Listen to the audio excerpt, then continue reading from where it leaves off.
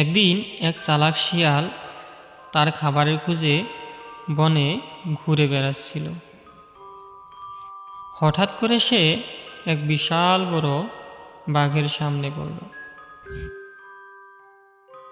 চালাক শিয়াল বাঘের মুখোমুখি হতে হবে টের পেয়ে গেল। চালাক শিয়াল মনে মনে ভাবতে লাগলো, এইসব কি হয়ে গেল রে বাবা, আমি আমার খাবারের খোঁজে এসে এখন তো আমি কি বাঘমামার খাবার হয়ে যেতে হচ্ছে। এখন আমি কি করব, কি করে বাঘমামার হাত থেকে রক্ষা পাবো?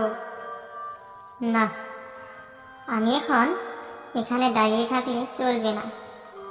যেই করেই হোক আমাকে বাঘমামার হাত থেকে রক্ষা করতেই হবে।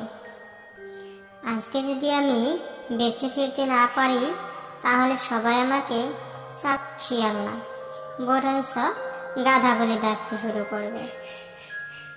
এই তো পেয়েছি, একটা বুদ্ধি পেয়েছি। এবার তোমরা দেখো বাঘমামাকে আমি কিভাবে বোকা বানাই আর নিজেকে বাঘমামার হাত থেকে কিভাবে রক্ষা করি। এই কথা বলে চালাক শিয়াল সামনে বাঘমামার দিকে এগোতে লাগল। বাঘমামা তো শিয়ালকে দেখে বেশ খুশি হয়ে গেল আর মনে মনে ভাবতে লাগলো, আজ তো অনেক মজার খাবার পেয়ে গেলাম আমি। এই কথা ভেবে বাঘমামা শিয়ালকে খাওয়ার জন্য শিয়ালের দিকে এগোতে লাগলো। তখন চালাক শিয়াল একেবারেই ঘাবড়ে গেল না। চালাক শিয়াল চিৎকার করে বলল, দাঁড়াও বাঘমামা, আমি রাজাজ্ঞা নিয়ে এসেছি। আজ থেকে এই জঙ্গলে কেউ কোনো পশুকে খেতে পারবে না।